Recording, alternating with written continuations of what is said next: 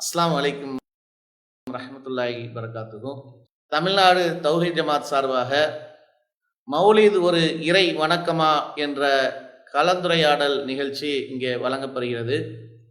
இதில் ரபியுல் அவ்வல் மாதம் வந்துவிட்டால் இஸ்லாமியர்களுக்கு மத்தியில் ஒரு பரபரப்பு தொற்றிக்கொண்டு பள்ளிவாசல்கள் அலங்கரிக்கப்படுகிறது, தோரணங்கள் தொங்கவிடப்படுகின்றது. வீடுகளில் பார்த்தீங்கன்னா அதே மாதிரி வீடுகள் அலங்கரிக்கப்பட்டு சிறு குழந்தைகள் வைத்து பெரியவர்கள் வைத்து மௌலூது ஓடப்படக்கூடிய நிலையெல்லாம் தமிழக முஸ்லிம்களுக்கு மத்தியில் நம்ம காண முடிகிறது. இப்படிப்பட்ட இந்த மௌலீது ஒரு இறை வணக்கமா? அந்த இறை வணக்கம் என்றால் அதற்கு ஆதாரம் இருக்கின்றதா என்பதை பற்றி நம்ம தெரிந்து கொள்ளலாம். மௌலீது இறை வணக்கமா கருதப்படுகிறதா இஸ்லாமியர்களுக்கு மத்தியில்? அதற்கு ஆதாரம் இருக்கா? இன்னைக்கு முஸ்லீம்கள் செய்யக்கூடிய இந்த மௌலீது ஓதக்கூடிய நிகழ்வுகள் இதற்கு ஆதாரத்தோட தான் இஸ்லாமி என்றால் குரான் ஹதீஸ் அடிப்படையில் ஆதாரத்தோட செயல்படணும். அதுதான் நம்மளுக்கு மார்க்கம் காட்டி தந்த ஒன்றாக இருக்கு. அப்போ அதில் ஆதாரம் இருக்கா? அது இறை வணக்கம் தானா? அதை பற்றி சொல்லுங்களா. மகான மௌலதுங்கிற பேர்ல ரபியுல் அவ்வல் மாதம் வந்துட்டா இந்த மௌலிது பாடல்களை ஓதி அதை ஒரு பெரிய வணக்கமா மக்கள் செஞ்சுக்கிட்டு வராங்க. அவங்க செய்யறதுக்கு காரணம் பார்த்தீங்கன்னா, இந்த மௌலித ஓதுனா நிறைய நன்மை கிடைக்கும் அப்படின்னு நினைக்கிறாங்க. மௌலித ஓதுனா பரக்கத்து கிடைக்கும் அப்படின்னு நினைக்கிறாங்க. அதனாலதான் வீடுகள்லையும் கடைகள்லையும் இந்த மௌலித அதிகமாக அவங்க ஓதிக்கிட்டு வராங்க. இப்படி அவங்க ஓதுறாங்க அப்படின்னா அது மார்க்கத்தின் அங்கீகாரமாகத்தான், மார்க்கத்தினுடைய ஒரு சாயம் பூசி தான் அவங்க இதை ஒரு வணக்கமாக செய்யறாங்க. இதை செஞ்சா நம்ம சொர்க்கத்துல நமக்கு ஒரு இடம் கிடைக்கும், ஒரு பெரிய அந்தஸ்து கிடைக்கும், ரசுல்லாவோட இருக்கலாங்கிறது அவங்க நம்பிக்கை. சுபஹான மௌலித ஓதுனா நம்ம ரசுல்லாவோட சொர்க்கத்துல இருக்கலாம், இது அவங்களுடைய நம்பிக்கை. இப்படியான ஒரு மறுமை வாக்குறுதிகளை பெறுவதாக இருந்தா அது அல்லாஹ்விடமிருந்தும் அல்லாஹுடைய தூதரிடமிருந்து வந்திருக்கணும். இப்ப நீங்க கேள்வி கேட்கும் போது கூட சொன்னீங்க, இஸ்லாமிய வணக்கம்னா குரான் ஹதீஸ்ல தானே இருக்கணும், அப்படி குரான் ஹதீஸ்ல இருக்குதா அப்படின்னு கேட்டீங்க. அப்படி குரான் ஹதீஸ்ல இருக்குதான்னு பாத்தீங்கன்னா இந்த சுபஹான மௌலிது என்பது ஒரு வணக்கமாக குரான் ஹதீஸ்ல எங்கேயுமே நமக்கு சொல்லப்படவே இல்லை. அதெல்லாம் வணக்கம்னா என்ன? குரான் ஹதீஸின் மூலமாக அல்லாஹ் நமக்கு கற்று தந்திருக்கணும், அதான் வணக்கம். இப்போ அல்லாஹ் நம்மை படைத்தது எதுக்காக அப்படின்னா வணங்குறதுக்காக படைச்சதா சொல்றான். வணங்குறதுக்காக அல்லாஹ் படைத்ததாக சொல்றான்னா எப்படி வணங்கணுங்கிறதையும் யார் தான் கற்று தந்திருக்கணும்? அல்லாஹ் தான் கற்று தந்திருக்கணும். அதான விஷயம். இப்ப யாரை நம்ம வணங்க போறோம்? அல்லாஹ்வை வணங்க போறோம். அல்லாஹ்வை வணங்க போறோம்னா ஒவ்வொரு மனிதனும் அவரவருடைய சுய சிந்தனையில உதிச்ச மாதிரி வணங்க முடியுமான்னு கேட்டா வணங்க முடியாது. எப்படி வணங்க முடியும்னா யாரை நம்ம வணங்குறோமோ அந்த அல்லாஹ் இப்படித்தான் நீ என்ன வணங்கணும் என்று சொல்லி தந்திருக்கணும். அந்த முறையில் வணங்குகிற வணக்கம் தான் அல்லாஹ்விடத்துல ஏற்றுக்கொள்ளப்படும். இதை நம்ம ரொம்ப எளிமையாக புரிந்து கொள்ளலாம்.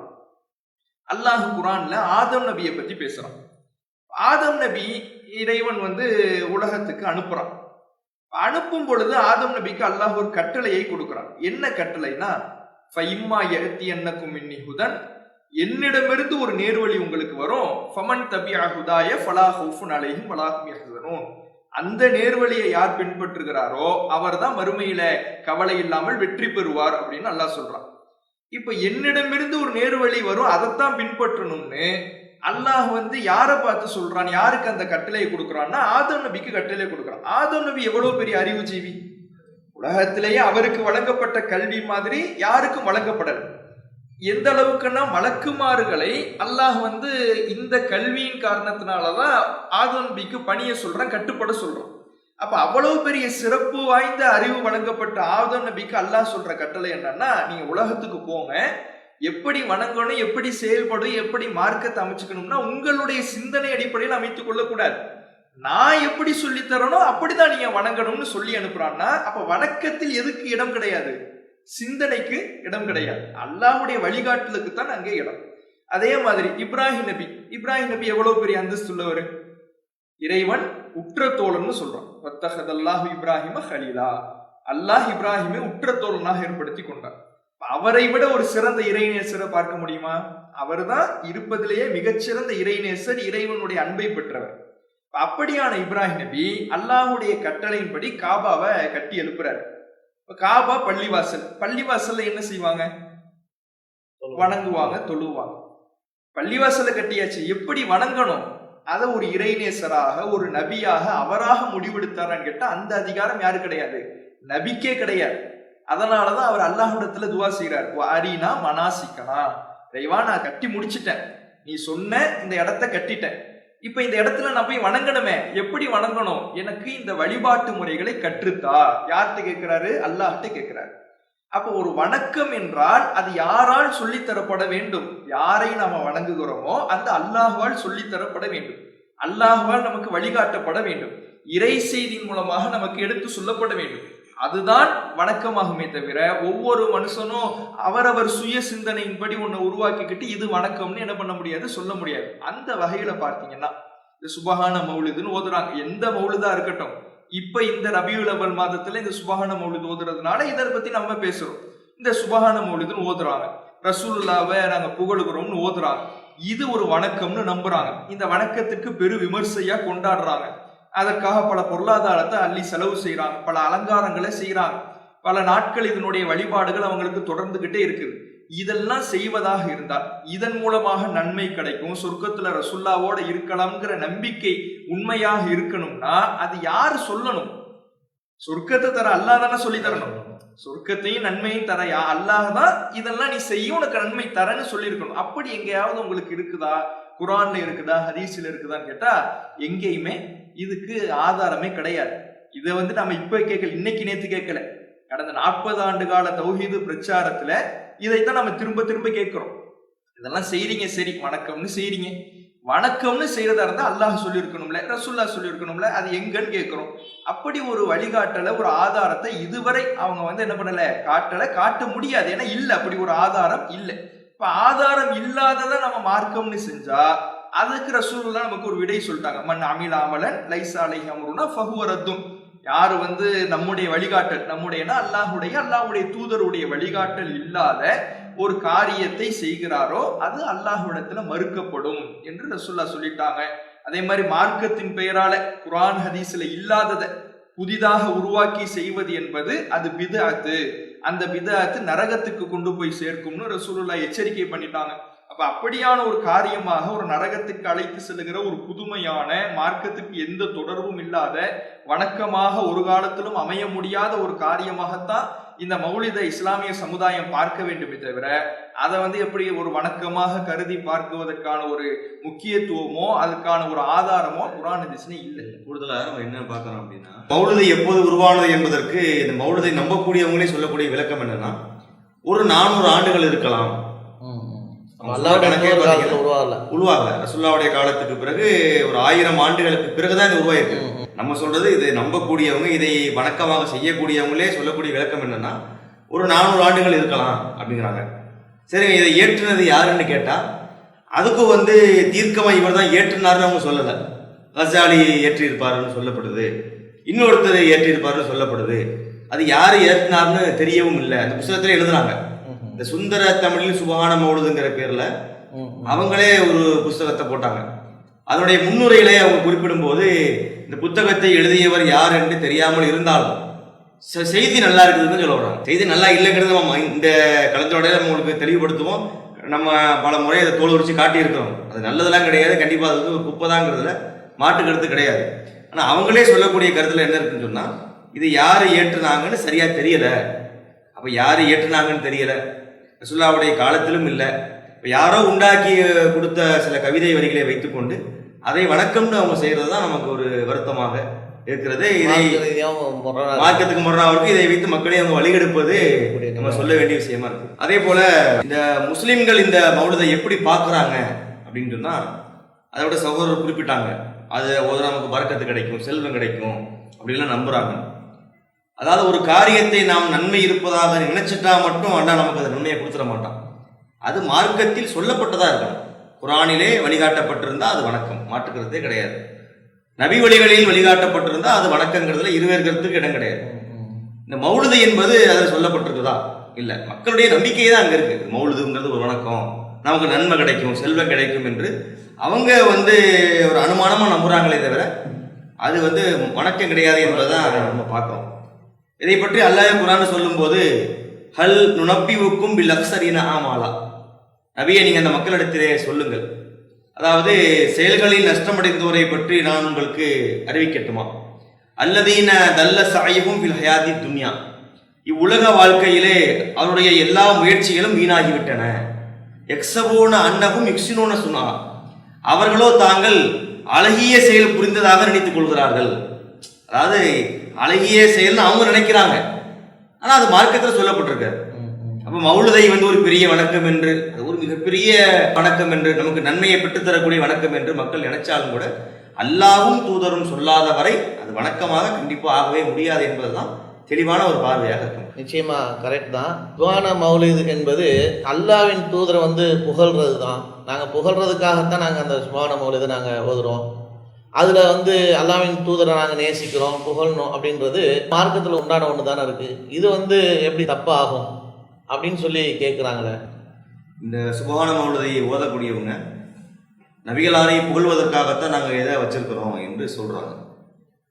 முதல்ல ஒரு முஸ்லீம் என்பவர் ரசூல்லாவை புகழாமல் இருக்க முடியாது. நம்ம ஒவ்வொரு தினமும் ரசூல்லாவை புகழ்ந்துக்கிட்டு தான் இருக்கிறோம். நம்முடைய வாழ்க்கையில் ஒவ்வொரு காலகட்டங்களிலும் தர்மத்தில், அதுபோல இறை வணக்கங்கள் செய்வதில், வணக்க வழிபாடுகள் புரிவதில், மனைவியை நேசிப்பதில், மக்கள் மீது அன்பு செலுத்துவதில், அனைத்திலுமே நபிகள் நாயகத்தை புகழாமல் நம்ம இருக்கிறது கிடையாது. நம்ம பயான்களில் செய்யும் போது கூட ரசூல்லாவை புகழ்ந்து தான் நம்ம பேசிக்கிட்டு இருக்கோம். ரெண்டாவது, ரசூல்லாவை புகழ்றது மார்க்கத்தில் உள்ளது தான். அதை அல்லாவே புகழ்ந்துட்டானா இல்லை, நம்ம சொன்னதை ரெண்டாவது வச்சுக்கிறோமே. படைத்த ரப்புல் ஆலமீனே நபிகள் நாயகத்தை புகழ்ந்து சொல்லியிருக்கிறான். உன்னுடைய புகழை நம்ம உயர்த்தி விட்டோம் என்று அல்லாஹ் சொல்றான். ரசூல்லாவுடைய புகழை உயர்த்துறது யாரு? அல்லாவே உயர்த்துறதாக நமக்கு சொல்லப்பட்டிருக்குது. அதுபோல பிமா ரஹ்மத்தி மினல்லாஹி லின்தலஹும், அல்லாஹ்வுடைய அருளின் காரணமாகத்தான் நீங்கள் நளினமாக நடக்கிறீங்க. ரசூலுல்லாஹ்வுடைய இந்த குணம் என்பது ஒரு கரடுமுரடான குணம் கிடையாது. இலகுவாக, மென்மையாக, நளினமாக பழகக்கூடிய ஒரு நபராகத்தான் ரசூலுல்லாஹ் இருந்தாங்க என்பதை அல்லாஹ்வே குர்ஆன்ல சொல்லி காட்டுகிறான். அதுபோல இவர் முஸ்லிம்கள் மீது ரொம்ப இரக்கமுடையவர். லக்கது ஜாஅக்கும் ரசூலுமின் அன்ஃபுசிக்கும் அசீசுன் அலைஹிமா அனித்தும் ஹரீசுன் அலைக்கும் பில் முஃமினீன ரவுஃபுர் ரஹீம் எல்லாம் சூரத்து தௌபால வரக்கூடிய வசனத்தில் நம்ம பார்க்குறோம். அதாவது உங்களிலிருந்தே ஒரு தூதர் உங்களுக்கு வந்து விட்டார் அப்படின்னா எல்லாம் சொல்லி கொண்டு வரும்போது இவர் இரக்கமுடையவராக இருக்கிறார் என்றெல்லாம் ரசூல்லாவை பற்றி அல்லாவே புகழ்ந்துட்டான். அதனால ரசூல்லாவை புகழ்தல் என்பதில் நம்ம அவங்களோட முரண்படவே இல்லை. எல்லா முஸ்லீம்களும் புகழ்றோம், அல்லாவும் புகழ்றான் என்பது வேறு. ஆனால் சுபஹான மௌலிதில் இவங்க புகழ்றாங்க என்பது வேறு. ரெண்டையும் நம்ம பிரித்து பார்க்க வேண்டியிருக்கு. அதாவது ஒரு விஷயம் புகழ்வது தப்பு இல்லை, புகழ்வது தப்பு இல்லை, எந்த முறையில் புகழணும்னு இருக்கு. இப்போ அல்லாவை நம்ம வணங்குறோம்னு வைங்களேன், வணக்கம் தப்பா? வணக்கம் தப்பு இல்லை. ஒருத்தர் சுபுக தொழுகை ஒரு 50 ரக்கா தொழுகிறான்னு வச்சுக்கிறோமே, 50 ரக்கா தொழுதுட்டு நான் வணங்கிட்டேங்கிறார், சுபுகன்னு பேரே வச்சுக்கிட்டார். தப்பு. சுபுக என்பது மார்க்கத்தில் இருக்கு. சுபுக என்பது ஒரு வணக்கம் என்பது மாற்று கருத்து இல்லை. அதே 50 ரக்கா தொழுது நம்ம கேட்போமா இல்லையா? வணக்கம் என்றாலும் அதற்கு ஒரு சட்டத்திட்டங்கள், அதுக்குரிய வழிமுறை என்னவோ அந்த முறைப்படிதான் நம்ம அல்லாவை வணங்க வேண்டும், நம்ம புரிஞ்சுக்கிறோமா இல்லையா? அதே போல நபிகளாரை நம்ம புகழ வேண்டும் என்று சொன்னாலும் அதற்குரிய இலக்கணத்தோடு புகழ்ந்தாதான் அது சரியாக இருக்குமே தவிர அந்த அடிப்படைகளுக்கு மாறும்போது அது மார்க்க வரம்புகளை மீறியதாக பல விஷயங்கள்ல வரும். இந்த சுபஹான மௌலிதை பொறுத்தவரையிலே அந்த புகழ்தல் என்பது எப்படி இருக்கு அப்படின்னா, ஒரு பக்கத்தில் பார்க்கின்றோம், நபிகள் நாயகம் ஸல்லல்லாஹு அலைஹி வஸல்லம் அவர்களை இறைத்தன்மை பெற்றவராக அவங்க சித்தரிக்கிறாங்க. அந்த அரபு பாடல்களிலே அவங்க பயன்படுத்தக்கூடிய வரிகள், அது சொல்லக்கூடிய அந்த அர்த்தங்கள் எல்லாம் நபிகள் நாயகம் ஸல்லல்லாஹு அலைஹி வஸல்லம் அவர்களுக்கு இறைத்தன்மை இருக்கிறது என்பதைத்தான் நமக்கு தெளிவுபடுத்துகிறது. அப்ப நபிகள் நாயகத்தை புகழலாம் என்று இருந்தால் கூட அந்த வரம்போட புகழணுமா இல்லையா? இப்ப நபிகள் நாயகம் ஸல்லல்லாஹு அலைஹி வஸல்லம் நமக்கு என்ன சொன்னாங்க? முந்தைய சமுதாய மக்களை பற்றி ரசூல் ஸல்லல்லாஹு அலைஹி வஸல்லம் அவங்க நினைவு கூர்ந்தாங்க. தன்னுடைய உம்மத்தை பற்றி ரொம்ப கவலைப்பட்டாங்க.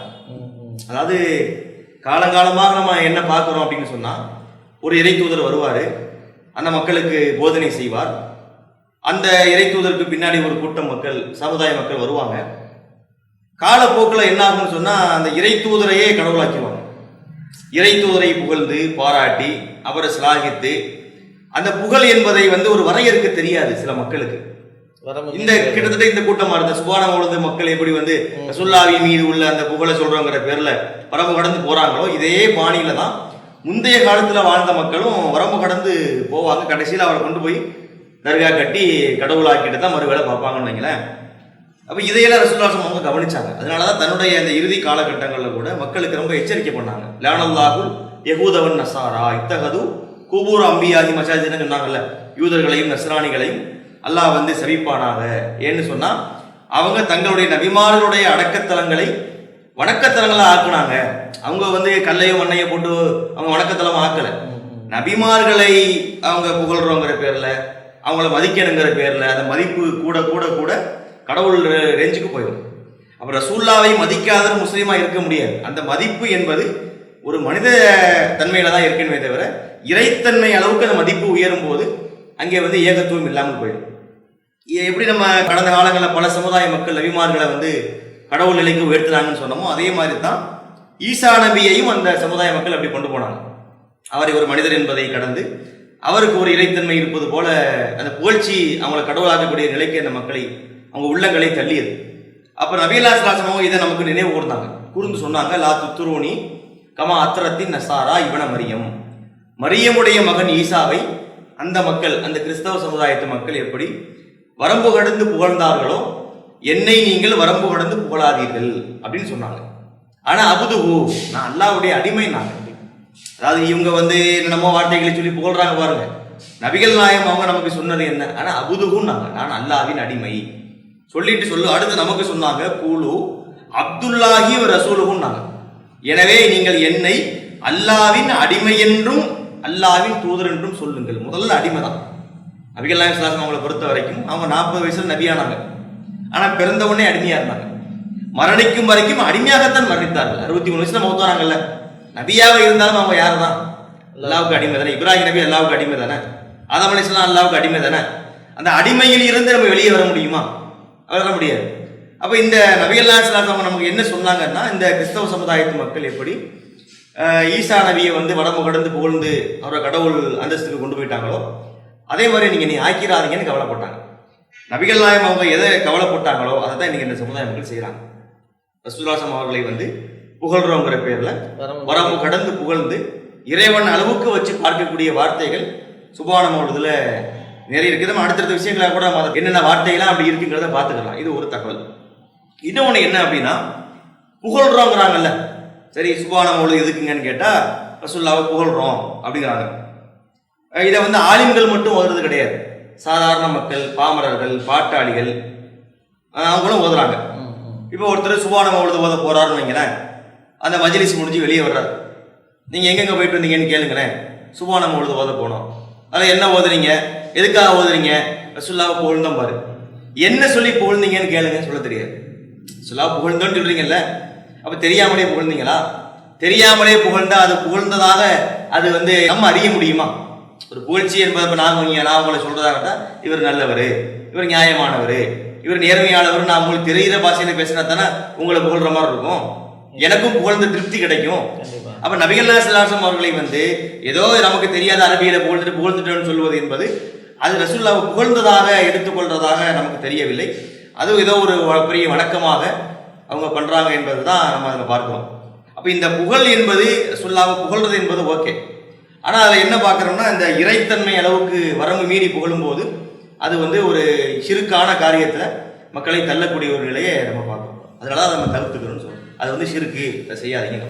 புகழ்றது தப்பு இல்லை. இது புகழா? இந்த சுபஹான மௌலிதை புகழ்னு சொல்றாங்கல்ல, அது உண்மையிலே புகழா அப்படின்னா வரம்பு மீறியதை அது புகழ்னு நம்ம என்ன பண்ண முடியாது, மார்க்க அடிப்படையில சொல்ல முடியாது. ஒரு உதாரணம் கூட சொன்னாங்க, வணக்கம் தான், தொழுதான் செய்யறான், 50 ரக்காத் தொழுகிறான், ஃபஜர் 50 ரக்காத் தொழுகிறாங்க பொழுது அதை நாம வந்து இவன் கரெக்டா தொழுதான் செய்யறான் அப்படின்னு சொல்ல மாட்டோம். அது இவன் வரம்பு மீறான் அப்படின்னு தான் சொல்லுவோம். ரசூலுல்லாஹ் உலுவுக்கு கூட அப்படிதான் நமக்கு சொல்லி கொடுத்தாங்க. 3 தடவைக்கு மேல கழுவுனா அவன் தூய்மை தானே, 4 தடவை கழுவுனா இன்னும் கொஞ்சம் தானே தூய்மையாக போகுது. ஆனா தூய்மைன்னு மார்க்கம் ரசூலுல்லாஹ் பார்க்கல, இவன் வரம்பு மீறான்னு ரசூலுல்லாஹ் சொன்னாங்க. அது மாதிரிதான் ஒரு அளவு, ஒரு வரையறை மார்க்கம் சொல்லுதுன்னா அந்த வரையறைக்குள்ள நிக்கணும். இதை வந்து நம்ம ரசூலுல்லாஹ்வுடைய வாழ்க்கையிலேயே இதை வந்து இதுக்கு வந்து ஒரு சம்பவத்தை நம்ம புரிஞ்சுக்கணும். புகழுக்கான வரையறையை நம்ம புரிஞ்சுக்கணும். ரசூலுல்லாஹ் வராங்க, ரசூலுல்லாஹ்வுக்கு முன்னிலையில ஒரு சின்ன குழந்தைங்க தான், சின்ன சிறுமிகள் வந்து என்ன பண்றாங்கன்னா ஒரு கவிதை பாடுறாங்க. ஃபீனா நபியுன், எங்கள்கிட்ட ஒரு நபி இருக்கிறாரு, ஏழமு மாஃபி கதீன், நாளைக்கு நடக்கிறது அவருக்கு தெரியும் அப்படின்னு பாடுறாங்க. ரசூலுல்லாஹ்க்கு முன்னாடி சின்ன குழந்தைங்க பாடுறாங்க, எங்கள்கிட்ட நபி இருக்கிறாரு, அவருக்கு நாளைக்கு நடக்கிறது தெரியும். உடனே ரசூலுல்லாஹ் லா தக்கூலி நினைச்சது அவங்க பாடல. ஆமா, அவங்க மார்க்கம் நினைச்சு ஏதோ ஒரு ரசூலுல்லாஹ் புகழ்கிறோங்கிற பேர்ல அவங்களும் என்ன பண்றாங்கன்னா வந்த உடனே பாடுறாங்க. அப்போ வந்து ரசூலுல்லாஹ் லா தக்கூலி ஹாக்கதா, இப்படி நீ சொல்லாதங்கிறாங்க ரசூலுல்லாஹ். இப்படி நீ சொல்லாத. ரசூலுல்லாஹ் என்ன பார்க்கல, சின்ன பிள்ளை ஏதாவது தெரியாம சொல்லியிருக்குன்னு கூட பார்க்கல. இந்த கருத்து நாளைக்கு வந்து இது வந்து மாறிடலாம். அப்போ ஒரு வார்த்தை அளவில் கூட ரசூலுல்லாவை அல்லாஹ்வின் நிலைக்கு உயர்த்துவது வந்துடக்கூடாதுங்கிறதுக்காகத்தான் ஒரு சின்ன பிள்ளைகிட்ட அந்த வார்த்தை வெளிப்பட்டாலும் உடனே ரசூலுல்லாஹ் தடுக்கிறாங்க. லா தக்கூலி ஹாக்கதா, இப்படி நீ சொல்லாத அப்படின்னு சொல்லி அந்த இடத்துல தடுக்கிறாங்க. அப்போ ரசூலுல்லாவை புகழ்வதை விட அந்த புகழ் வந்து அல்லாஹ்வின் நிலைக்கு அல்லாஹ்வுடைய தூதரை உயர்த்துவதாக, வரம்பு மீறுவதாக இருந்தா ஒரு கட்டத்திலேயே ரசூலுல்லாஹ் அதை என்ன பண்ணல, நமக்கு அனுமதிக்கவே இல்லை. ஆனா பாருங்க, நாளைக்கு நடக்கிறது எங்க நபிக்கு தெரியும்னு சின்ன பிள்ளைங்க பாடினப்ப ரசூலுல்லாஹ் தடுத்தாங்கல்ல, அதே வரியை மௌலிதுல எழுதி வச்சிருக்கிறாங்க. இது எப்படி வணக்கமாகும்? எந்த வரியை ரசூலுல்லாஹ் தடுத்தாங்களோ, சொல்லாதீங்கன்னு சொன்னாங்களோ, அதே கருத்துள்ள வரிய இந்த மௌலிதுல எழுதி வச்சிருக்கிறாங்க. ஆலிமு சிர்ரியும் வஃபா, ரசூலுல்லாஹ் பார்த்து படிக்கிறாங்க. இந்த ரசூலுல்லாஹ் எப்படிப்பட்டவங்கன்னா ரகசியத்தையும் மறைவானதையும் அறியக்கூடியவர் அப்படின்னு எழுதி வச்சிருக்கிறாங்க. இதைத்தானே அந்த பிள்ளைங்க படிச்சாங்க. இந்த பிள்ளைங்க எதை படிச்சாங்கன்னா நாளைக்கு நடக்கிறது தெரியும்னு படிச்சாங்க. நாளைக்கு நடக்கிறது எது? மறைவானது. அது தெரியும்னு படிச்சப்ப எதை பாடாதீங்கன்னு சொன்னாங்களோ, சொல்லாதீங்கன்னு சொன்னாங்களோ, அதையே மௌலிதுல எழுதி வச்சிருக்கிறாங்க. மறைவானது இந்த நபிக்கு தெரியும், ரகசியமானது இந்த நபிக்கு தெரியும்னு. அப்ப ரசூலுல்லாஹ் எதை டைரக்டா வேணாங்கன்னாங்களோ அதை வந்து புகழ்னு எழுதி வச்சு இதை புகழ்னு எடுக்க முடியுமா? வணக்கம்னு எடுக்க முடியுமா? அல்லாஹ் வந்து மறைவானதை வந்து தான் தான் அறிவன்னு சொல்றான். இதே இவங்க சொல்ற இந்த சிறு அஹ்பான்னு போட்டிருக்கிறாங்களே, ரகசியமானது மறைவானதுன்னு, அதை தனக்கான அறிவாக அல்லாஹ் பயன்படுத்துறான். யஅலமு சிர்ர வ அஃபா, அல்லாஹ் தான் ரகசியமானதையும் மறைவானதையும் அறிவான். இப்ப அதை எங்க கொண்டு வந்து லிங்க் பண்றாங்கன்னா ரசூலுல்லாஹ்ட்ட கொண்டு வந்து லிங்க் பண்றாங்க. அப்ப இதுதான் ரசூலுல்லாஹ் சொல்லாதீங்கன்னாங்க. சொல்லாதீங்கன்னு சொல்லிட்டு புகழ்றதுன்னு சொல்ல முடியுமா? இதை நேசம்னு முதல்ல எடுத்துக்க முடியுமா? இவங்க புகழ்றதுக்கு காரணம்னு சொல்றாங்க, நாங்க ரசூலுல்லாவை நேசிக்கிறோங்கிறாங்க. ரசூலுல்லாஹ் செய்யக்கூடாதுன்னு சொன்னதை செஞ்சுட்டு நாங்க ரசூலுல்லாவை நேசிக்கிறோம்னு சொன்னா அது நேசமாகுமா? உண்மையான நேசம் என்னது? குர்ஆன் வந்து உண்மையான நேசத்துக்கு என்ன அளவுகள் சொல்றதுன்னா, ரசூலுல்லாஹ் சொன்ன மாதிரி நடங்குது, ரசூலுல்லாஹ் சொன்ன மாதிரி நட, அதான் உண்மையான நேசம். இன் குன்தும் துஹிப்புனல்லாஹ் ஃபத்தபிஊனி, அல்லாஹ்வை நீ நேசிக்கிறதா இருந்தா ரசூலுல்லாவை பின்பற்றுன்னு சொல்லுது. பின்பற்றுனா என்ன? ரசூலுல்லாஹ் எதையெல்லாம் செய்யன்னு சொன்னாங்களோ செய்யணும், செய்யக்கூடாதுன்னு எதை சொன்னாங்களோ அதை விட்டு விலகிடும். இதான உண்மையான நேசம்னு குர்ஆன் சொல்லி தருது. ஆனா இவங்க அப்படியே ஆப்போசிட்டா செய்யறாங்க. ரசூலுல்லாஹ் எதை செய்ய வேணாம்னு சொன்னாங்களோ, என்னை பார்த்து எதை சொல்ல வேணாம்னு சொன்னாங்களோ அதை மௌலிதுல சொல்லிட்டு நாங்க புகழ்கிறோம், நாங்க நேசிக்கிறோங்கிறாங்க. அப்ப இது வந்து என்னவாகாது? நேசமாகவோ புகழ்வதாவோ ஆகாது. ரசூலுல்லாஹ் தடுத்த வார்த்தைகள் எழுதி வச்சிருக்கிறாங்க. அப்ப தடுத்த வார்த்தைகள் எழுதி வச்சிருக்கிறாங்கன்னா இதை எப்படி வணக்கம்னு அங்கீகரிக்க முடியுமா? புகழ்கிறோங்கிற பேர்ல சொல்றாங்களே, புகழாகவும் ஆகாது. அதுதான் நம்ம இதுல புரிஞ்சுக்க வேண்டியது. அடுத்ததா வந்து அந்த புகழ்தல் அப்படிங்கிறதுல இப்போ நம்ம எல்லோருமே ரசூலுல்லாவை புகழ்றோம் என்பதுல மாற்று கருத்து கிடையாது. இப்போ நான் கூட ரசூலுல்லாவை பற்றி சொல்லும்போது நபிகள் நாயகம் ஸல்லல்லாஹு அலைஹி வஸல்லம் வந்து மிகவும் நேர்மையானவர், மிகவும் வந்து ஒழுக்கமானவர், ரொம்ப வந்து நாணயமானவர்னு சொல்றோம். இதை ஒவ்வொருத்தரும் அவங்கவுங்க வார்த்தைகளை கொண்டு சூழலுக்கு தகுந்தவாறு பயான்கள்லையோ ஒவ்வொரு காலகட்டத்துக்கு தகுந்த மாதிரி சொல்லியிருப்பாங்க. இது வேறு. இது எப்போ இந்த மௌலிது என்பதுல இன்னும் ஒரு பிரச்சனை என்ன வருதுன்னு சொன்னா, குறிப்பிட்ட சில வார்த்தைகளை கவிதை நடையில இன்னென்ன வார்த்தைகளை கொண்டுதான் புகழ வேண்டும் என்ற அடிப்படையில சில வார்த்தைகளை உருவாக்கி வைத்துக்கொண்டு இந்த வார்த்தைகளைத்தான் அனைவருமே பயன்படுத்த வேண்டும். எப்படி நபிகள் நாயகம் ஸல்லல்லாஹு அலைஹி வஸல்லம் அவங்களுடைய துஆக்களை நம்ம எப்படி வார்த்தைக்கு வார்த்தை பின்பற்றுவோம்? இப்போ அழுகும் சூறாவை நம்ம மாற்றி ஓதுவோமா? முடியாது. அதே போல வந்து அத்தகையத்தை மாற்றி ஓதுவோமா? அந்த வேர்ட் பை வேர்டு நம்ம ஓதுற மாதிரி இவங்களாக புகழ்வதற்காக என்று எழுதப்பட்ட இந்த வார்த்தைகளைத்தான் அனைவருமே பயன்படுத்தணும்.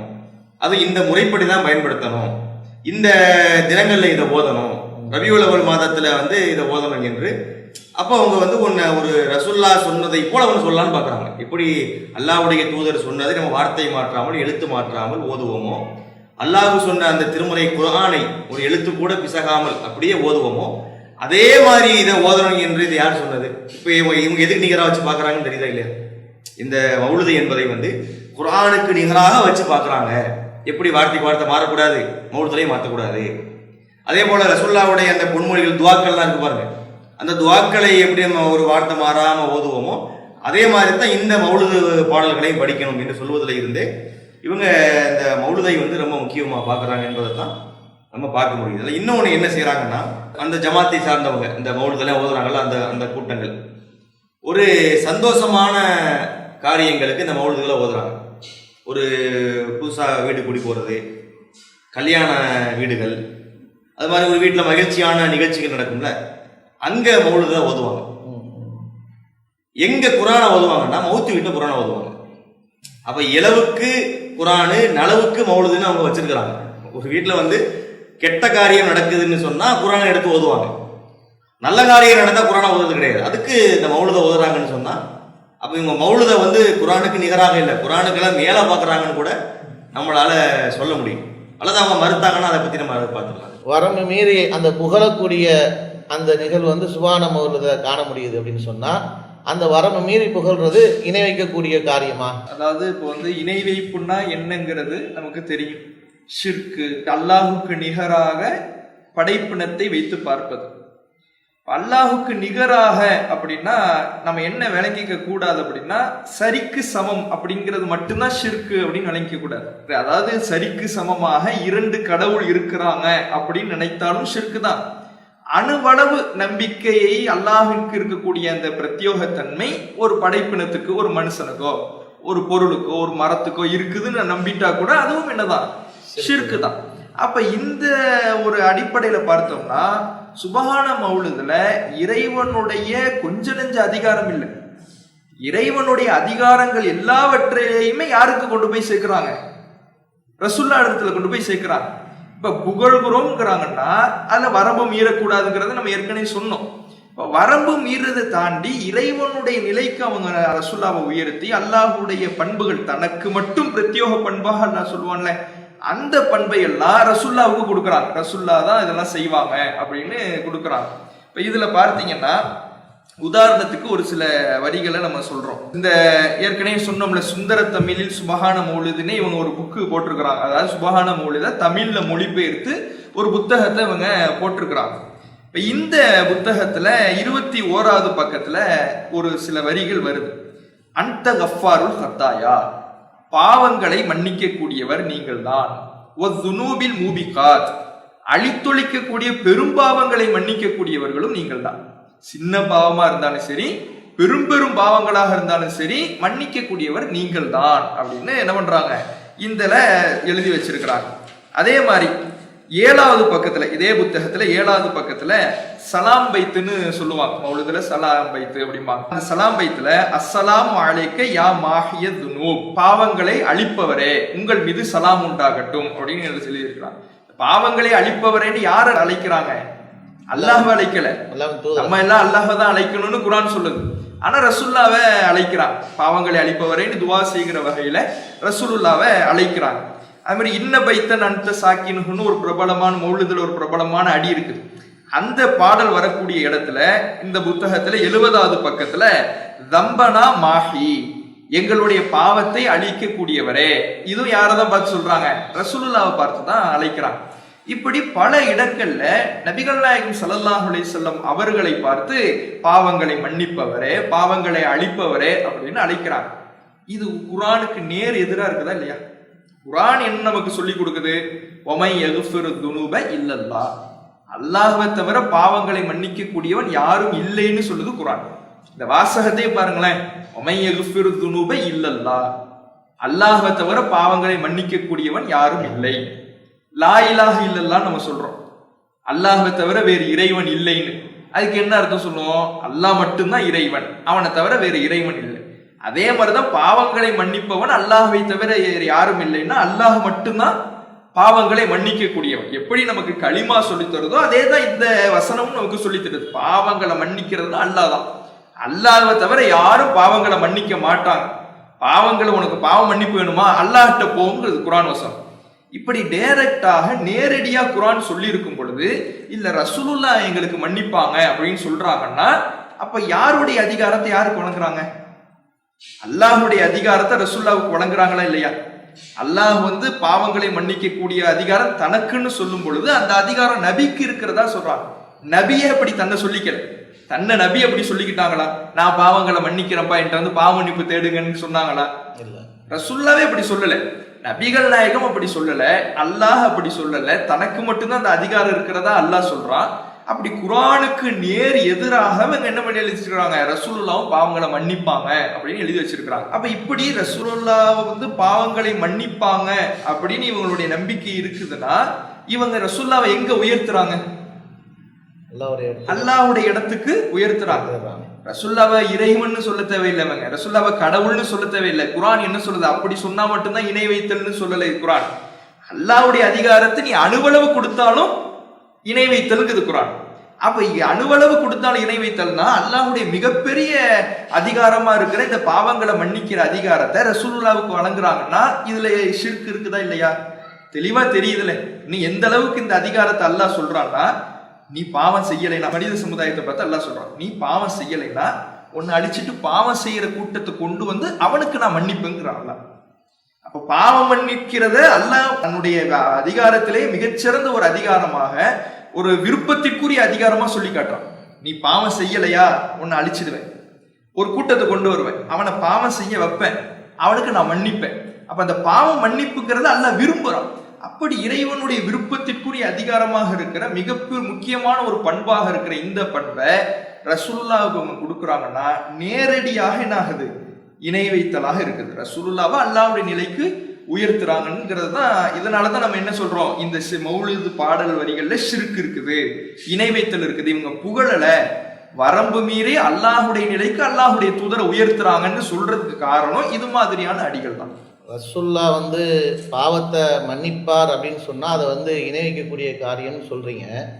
ஆனால் அவங்க நம்ம இன்னைக்கு சுபான மௌலிதை வந்து ஓதக்கூடிய, ஆதரித்து பேசக்கூடிய, நடைமுறைப்படுத்திக்கிட்டு இருக்கிற மக்கள் என்ன சொல்கிறாங்கன்னா, அவங்க சொல்லக்கூடிய வாதம் அல்லாஹ்வின் தூதரை வந்து அவங்க வந்து பாவத்தை மன்னிப்பாங்க அப்படின்னு சொல்லலை. அல்லாஹ்வுடைய தூதர் காலத்தில் அல்லாஹ்வின் தூதர் வந்து அவங்கள்ட்ட நடந்துக்கிட்ட முறையில், அவங்கள்ட்ட வந்து அவங்க வாழக்கூடிய நேரத்தில் அந்த கரியில் வந்து விஷத்தை வைத்து அவங்கள கொல்றதுக்கு முயற்சி செஞ்சாங்க. ஒருத்தர் வந்து கடன் கேட்கக்கூடிய நேரத்தில் வந்து கரெக்டாக முறையாக வந்து ஒரு மோசமான நிலையில் நடந்துக்கிட்டாங்க. இந்த தாயிஃப் நகரத்தில் கூட அவங்க பிரச்சாரம் போகும்போது அவங்கள்ட்ட வந்து ரொம்ப துன்புறுத்தக்கூடிய நிகழ்வுலாம் நடந்துச்சு. இப்படிலாம் நடக்கும்போது அவங்க வந்து அல்லாஹ்வின் தூதருடைய பண்பு மன்னிக்கக்கூடியவர், அவருடைய பண்பை தான் நாங்கள் சொல்கிறோம் அப்படின்றத அவங்க வந்து விளக்கம் கொடுக்குறாங்களே, அது எப்படி? அதாவது அவங்க விளக்கம் கொடுக்கலாம். எப்படி கொடுக்கலாம்னா, இந்த விளக்கத்தை நம்ம எப்படி பார்க்க வேண்டியது இருக்குதுன்னா, இது வந்து ஒரு சப்பக்கட்டாக தான் நம்ம பார்க்க வேண்டியது இருக்கு. ஏன் அப்படி பார்க்க வேண்டியது இருக்குன்னா, இதெல்லாம் அவங்க வந்து சொல்லக்கூடிய சமாளிப்புக்காக சொல்றாங்கிறத அவங்களுடைய மௌலிது வரிகளை நமக்கு தெளிவுபடுத்திருக்கும். அவங்க எந்த நம்பிக்கையில் ஓதுறாங்க அப்படிங்கிறத அவர்கள் சொல்வதை விட அவர்கள் எதை படிக்கிறாங்களோ, எதை நம்பிக்கையாக வைத்து படிக்கிறார்களோ அந்த மௌலிது வரிகளே நமக்கு இவங்க இந்த நம்பிக்கையில் ஓதல, இவங்க இப்போதும் இப்ப இருந்துகிட்டு பாவங்களை வந்து மன்னிக்க கூடியவர் ரசூலுல்லாஹ் தான் அப்படின்னு இப்ப உட்கார்ந்துகிட்டு தான் என்ன பண்றாங்க? கேட்கறாங்க. தங்களுடைய பாவங்களை மன்னிக்கிறதுக்கு தான் கேட்கறாங்க. அவங்க சொல்ற மாதிரி ஒரு பேச்சுக்கு அவங்க சொல்ற மாதிரி ரசூலுல்லாஹ் காலத்துல இருக்கக்கூடிய மக்களை அவங்க மன்னிச்சாங்க அப்படின்னு இருந்தா, இப்ப இவங்க தானே பாடுறாங்க. மௌலித பாடுறது யாரு? இன்னைக்கு உட்கார்ந்துட்டு தான் பாடுறாங்க. இவங்க என்ன ரசூலுல்லாஹ்வுக்கு என்ன தீங்கு செஞ்சாங்க? இவங்க ரசூலுல்லாஹ்வுக்கு எதுவும் போய் ரசூலுல்லாஹ்வை அடிச்சாங்களா? ரசூலுல்லாஹ்வுக்கு எதுவும் கேடு செஞ்சாங்களா? ரசூலுல்லாஹ்வுக்கு எதுவும் தீங்கு செஞ்சாங்களா? எதுவும் செய்யல. அப்போ வந்து இவங்க இப்போ உட்கார்ந்து பாடுறாங்கன்னா இப்போதான் என்ன பண்றாங்க? அவங்க இவர்களுடைய பாவத்திற்காக அல்லாஹ் எந்த பாவங்களை மன்னிப்பானோ அவனுக்கு எந்த அதிகாரம் இருக்குதோ அந்த அடிப்படையில இறைவனிடத்தில் எப்படி பாவ மன்னிப்பு கேட்க வேண்டுமோ அது மாதிரி ரசூலுல்லாஹ் இடத்துல இவங்க கேட்கிறாங்க. இதை நாமளாக சொல்லல, இவர்கள் எந்த மௌலிதின் மீது நம்பிக்கை வைத்து ஓதுகிறார்களோ அந்த மௌலிது வரிகளே இதைத்தான் நமக்கு என்ன பண்ணுது சொல்லி காட்டு. அந்த மௌலிது வரிகள்ல பாத்தீங்கன்னா, கஃபிரு அன்னி துனூபி வஅஃபுலி அன் செய்யாத்தி, என்னுடைய பாவங்களை என்னை விட்டு அழித்து விடுங்கள், மன்னித்து விடுங்கள், என்னுடைய தவறுகளை பொறுத்தருளுங்கள் அப்படின்னு சொல்லி ரசூலுல்லாஹ்ட்ட கேட்கிறாங்க. துனூபி என்னுடைய பாவங்கள் அப்படிங்கிறாங்க. அப்ப வந்து இப்ப வந்து என்ன சொல்லல, பண்பு பெயரா சொல்லல. ரசூலுல்லாஹ் அவங்க காலத்துல வாழும் பொழுது மன்னிச்சுக்கிட்டு இருந்தாங்களே அப்படின்னு பண்பு பெயரா மட்டும் சொல்லல. இப்ப உட்கார்ந்து கொண்டு இந்த மௌலிதை யார் ஓதுறாங்களோ அவர்கள் ரசூலுல்லாஹ்விடத்துல கோரிக்கை வைக்கிறாங்க. எப்படி நம்ம அல்லாஹ் தொழுதுட்டு அல்லாஹ் இடத்துல துஆ கேட்போம்ல, அல்லாஹ் என் பாவத்தை மன்னிச்சுடு, நான் இந்த குற்றம் செஞ்சுட்டேன் என்ன பொறுத்துது அப்படின்னு கேட்போம்ல. இது மாதிரி இப்ப இந்த மௌலிதை யார் ஓதுகிறார்களோ அவர்களுடைய நம்பிக்கை என்னவாக இருக்குன்னா, ரசூலுல்லாஹ்விடத்துல ரசூலுல்லாஹ் ஏன் பாவத்தை நீங்க மன்னிங்க அப்படின்னு கேட்கிறாங்க. அப்ப இது அல்லாஹ்விடத்துல கேட்கிற மாதிரி தான் கேட்கிறாங்க. இவங்க பண்பு பெயரா சொல்றாங்களா? பண்பு பெயரா சொல்லல. இவங்க என்ன பண்றாங்கன்னா, பாவங்களை நீங்க ஏன் பாவத்தை மன்னிங்கிறாங்க. இப்ப ஏன் பாவத்தை மன்னிங்கன்னா நம்ம ஆரம்பத்துல கேட்ட கேள்வி வருது, இவங்க ரசூலுல்லாஹ்வுக்கு எதுக்கு தீங்கு செஞ்சாங்களா? இவங்க ரசூலுல்லாஹ் காலத்துல இவங்க வாழ்ந்தாங்களா? இல்ல. அப்படின்னா இவங்க எந்த பாவத்தை தான் கேட்கிறாங்க? மார்க்கம் எதையெல்லாம் தடுத்ததோ அந்த பாவங்களை எல்லாம் யார் மன்னிப்பான்னு இவங்க நம்புறாங்க?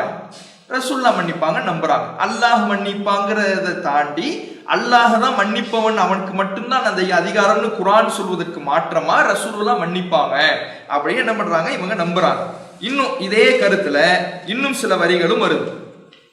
சல்லு அலா ஹைரில் இபாத் அப்படின்னு துவங்குகிற பாடல்ல சுபஹான மௌலிது இந்த தமிழ் புத்தகத்துல 35வது பக்கத்துல அதுல இடம்பெறக்கூடிய வரிய பார்த்தீங்கன்னா, யாமன் தமாதா வஜ்தரம், குற்றம் புரிந்தவனே, அந்த குற்றத்தில் நீடித்திருப்பவனே, துப் நீ தௌபா செய், வஅத்தரிஃப் உன் குற்றத்தை நீ ஒத்துக்க, வர்ஜுல் கரம் கொடையை அருளை எதிர்பார், வலுத் பிமன் ஹல்லல் ஹரம் இதெல்லாம் யார்கிட்ட செய்யினா, வலுத் நீ போய் ஒதுங்கு சரணடைஞ்சிரு, இதெல்லாம் யார்கிட்ட செய்யி, பிமன் ஹல்லல் ஹரம் ஹரம்ல மதீனாவுல யார் அடங்கி இருக்கிறாங்களோ அவங்கள்ட்ட. மதீனால யார் அடங்கி இருக்கிறா? ரசூலுல்லாஹ் அடங்கி இருக்கிறாங்க. அப்ப ரசூலுல்லாஹ்ட்ட போய் நீ தௌபா செய், உன் பாவத்தை நீ ஒத்துக்க, கொடையை எதிர்பாரு, சரணடைந்து விடு, இதெல்லாம் யாரை பத்தி சொல்ற? அப்ப யார்கிட்ட பாவ மன்னிப்பு கேட்கிறாங்க? ரசூலுல்லாஹ்ட்ட பாவ மன்னிப்பு கேட்கிறாங்க. யாருடைய பாவங்களுக்காக? அவங்க காலத்துல அவங்க மன்னிச்சாங்களே, அந்த பண்பு பெயரா சொல்லல, ரசூலுல்லாஹ்வுடைய ஒரு நல்ல குணத்தை எடுத்து சொல்லல. இவங்க என்ன பண்றாங்கன்னா, இப்போ உட்கார்ந்து கொண்டு இவர்களுடைய பாவங்களுக்காக அல்லாஹ்விடத்தில் கையேந்துவதை விட்டுவிட்டு ரசூலுல்லாஹ்விடத்துல கையேந்துறாங்க.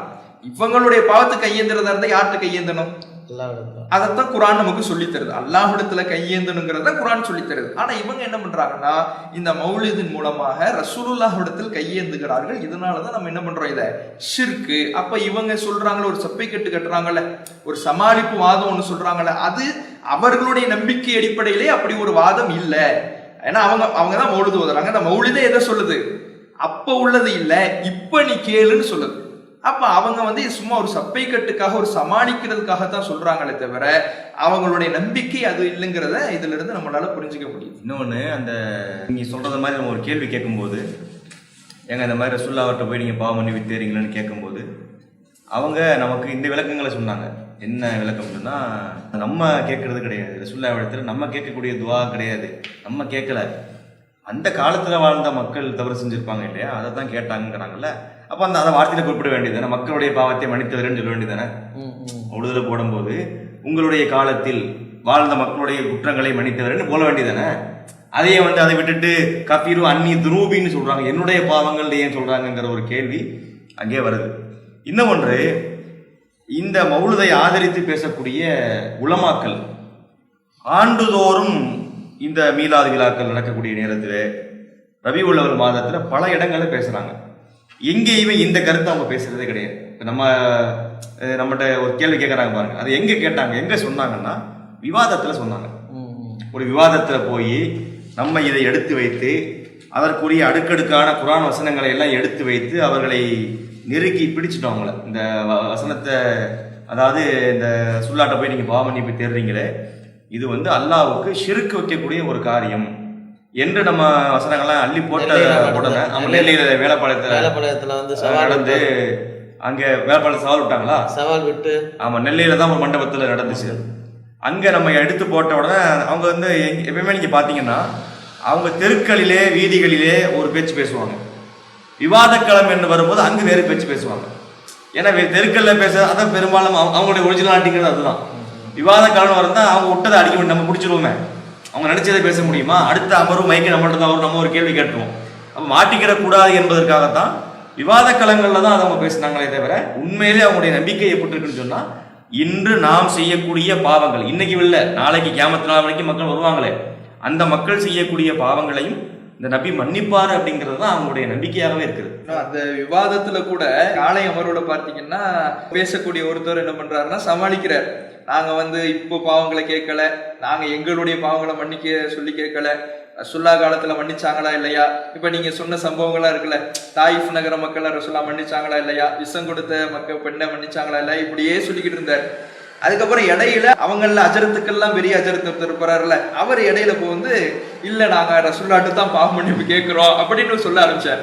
அப்ப நபி ஸல்லல்லாஹு அலைஹி வஸல்லம் அவர்கள் மன்னிப்பார்கள் என்பது சொன்னது உண்மைதான். எல்லாத்தையும் நாங்க இப்ப கடைசியில விவாதம் முடியும் பொழுது காலையில ஒருத்தர் பேசினார்ல, அவர் அப்படியே தலைகீழ புரண்டு என்ன பண்ணாருன்னா சட்டையை மாத்தினார். சட்டையை மாத்தினதோட சேர்ந்து அவருடைய கொள்கையை மாத்தி, ஆமா நாங்க இப்ப ரசூல்லாட்ட பாவ மன்னிப்பு கேட்கிறோம். அதனால அழித்தொழிக்கிற பாவம் அப்படின்னு சொன்னா ஒரு ஆள் சிறுக்கு வச்சுட்டாரு, நபி வந்து நான் மன்னித்து விடுவேன் அப்படி நாங்க சொல்லல. சொன்ன ஆதரவைங்க. ஒருவர் சிறுக்கு வச்சுட்டா அந்த சிறுக்கை பெருமானார் மன்னிப்பார்கள் என்று எந்த சபையில நாங்க சொன்னோம்? எந்த கூட்டத்தை கூட்டி போட்டு நாங்க சொன்னோம்? இஜ்தனிபு சபஅல் மூபிகாத் அப்படின்னு சொன்னா ஷிர்க் என்பது அல்லாஹ் தான், அல்லாஹ்வே மன்னிக்க மாட்டேன்னு சொல்லிட்டானே. அல்லாஹ்வே மன்னிக்க மாட்டான்னு சொல்லி முடிச்ச பிறகு அல்லாஹ் மன்னிக்க மாட்டான், நபி மன்னிப்பார்கள் என்று நாங்கள் சொன்னதாக நீங்க ஒரு செய்தி கொண்டு வாங்க பார்ப்போம். ஹத்தா தக்ஃபிர லிமா தகத்தம மின் தம்பி, என்னில் கடந்து விட்ட பாவங்களை எல்லாம் நபியே நீங்கள் மன்னிக்க வேண்டும் என்று ஒரு மனிதர் ஒரு சஹாபி நபியிடத்தில் சொன்ன பொழுது கடந்த பாவம் என்று வந்தால் ஷிர்க்கும் சேர்ந்ததா வரும். அந்த ஷிர்க்கையும் மன்னிக்கிற அதிகாரத்தை சபபி என்கிற அடிப்படையில் அல்லாஹ் நபிக்கு கொடுத்திருக்காங்கிற காரணத்தினால் நபி அதை மறுக்கவில்லை என்று சொன்னோம். சும்மா சொல்லிட்டு போனோம். ஒருவர் சிறுக்கு வச்சுட்டா அந்த சிறுக்கை பெருமானார் மன்னிப்பார்கள் என்று எந்த சபையில நாங்க சொன்னோம்? அந்த சிறுக்கையும் மன்னிக்கிற அதிகாரத்தை சபபி என்கிற அடிப்படையில் அல்லாஹ் நபிக்கு கொடுத்திருக்காங்கிற காரணத்தினால் அப்படின்னு இவ்வளவு ரொம்ப அந்த விவாதத்துக்கு ரொம்ப சவால்லாம் விட்டாங்க.